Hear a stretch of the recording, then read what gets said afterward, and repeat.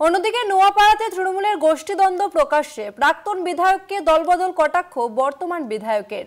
প্রাক্তন বিধায়ক সুনীল সিং এর সঙ্গে শুভেন্দু অধিকারীর আলিঙ্গনে কটাক্ষ নোয়াপাড়ার বিধায়ক মঞ্জু বসুর। কটাক্ষ সুনীল সিংকে।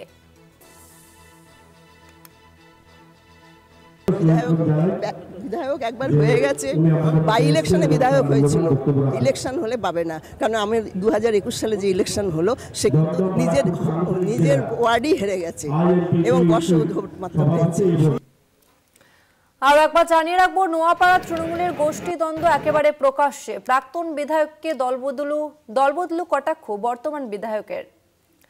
আমরা বিস্তারিত কথা বলবো, আমাদের সঙ্গে ফোন লাইনে রয়েছে প্রতিনিধি শুভজিৎ সিং। শুভজিৎ, ঠিক কি অভিযোগ উঠে আসছে দুই বিধায়কের তরফ থেকে?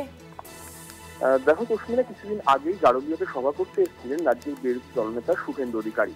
শুভেন্দু অধিকারী সভা করে যখন ফিরছিলেন সেই সময় নিজের বাড়ির সামনে দাঁড়িয়েছিলেন সুনীল সিং। সুনীল সিংকে দেখে রীতিমতো শুভেন্দু অধিকারী দেখে তাকে আলিঙ্গন করেন এবং যাওয়ার পথে তার হাতে একটি পদ্ম ফুল দিয়ে যান।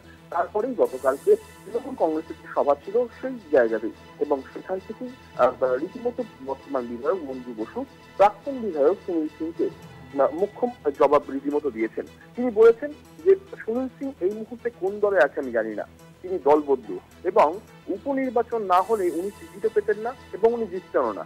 আগামী নির্বাচনে কি করবেন সেটা মানুষ জবাব দিয়ে দেবেন।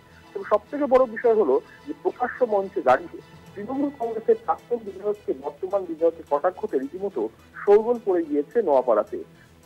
পাল্টা সুনীল সিং এর দাবি যে মঞ্জু বসু এমন একজন বিধায়িকা, তিনি ঘর থেকে বেরোন না, দুয়ারে সরকার রয়েছে কিন্তু দুয়ারে বিধায়িকা নেই। জানিয়ে রীতিমতো তৃণমূল কংগ্রেসের নিজেদের মধ্যেই একটি ক্ষোভ তৈরি হয়েছে।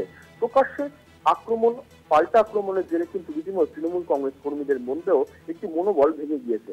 কারণ তুমি জানো, সামনেই 26-এর নির্বাচন, তার আগে নোয়াপাড়া তৃণমূল কংগ্রেসের এমন ধরনের গোষ্ঠীদ্বন্দ্ব হওয়াতে রীতিমতো অস্বস্তিতে পড়েছে রাজ্যের শাসক দল তৃণমূল কংগ্রেস। এই নিয়ে রীতিমধ্যেই উত্তর 24 পরগনা এবং বিশেষ করে দমদম ব্যারাকপুর সাংগঠনিক জেলা নেতৃত্বের তরফ থেকে একটি বিশেষ বৈঠক এর মধ্যে ডাকা হবে বলে খবর আছে। তবে দুপক্ষকে নিয়ে বসানো হবে যে কি কারণে তিনি এমন ধরনের কথা প্রাক্তন বিধায়ককে বলেছেন। সব থেকে বড় বিষয় হলো, যবে থেকে বিরোধী দলনেতা শুভেন্দু অধিকারীর হাত থেকে পদ্মফুল সুনীল সিং নিয়েছেন, তারপর থেকে কিন্তু সুনীল সিং এর বিরুদ্ধে দল কোনো পদক্ষেপ নেননি। তিনি এখনো পর্যন্ত তৃণমূল কংগ্রেসটাই করছেন। যদি দল কোনো পদক্ষেপ না নিয়ে থাকে তাহলে বর্তমান বিধায়ক মঞ্জু বসুর এমন ধরনের মন্তব্য হওয়াটা ঠিক নয় বলেও কিন্তু সূত্র মারফত ইতিমধ্যেই জানা গিয়েছে। সুস্মিনা, ধন্যবাদ শুভজিৎ।